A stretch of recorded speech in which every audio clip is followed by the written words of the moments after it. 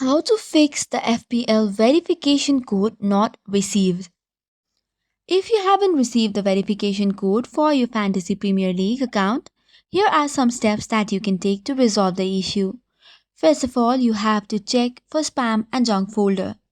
The verification emails or code may sometimes end up in the spam or junk email folder, so make sure to check it twice. Another thing is to verify your email address. Ensure that you have entered the correct email address when requesting the verification code.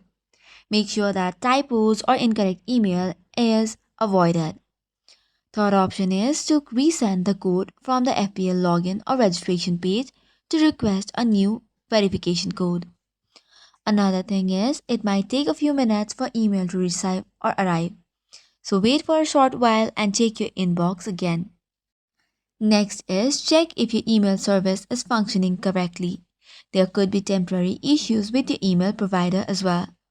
However, if this does not work, you'll have to use an alternative email address and then check FPL account status.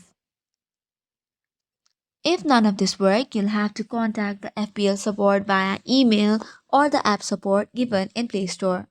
So this is all for today's video. If you have got any questions, do not forget to hit on the comment section. Thank you and keep watching.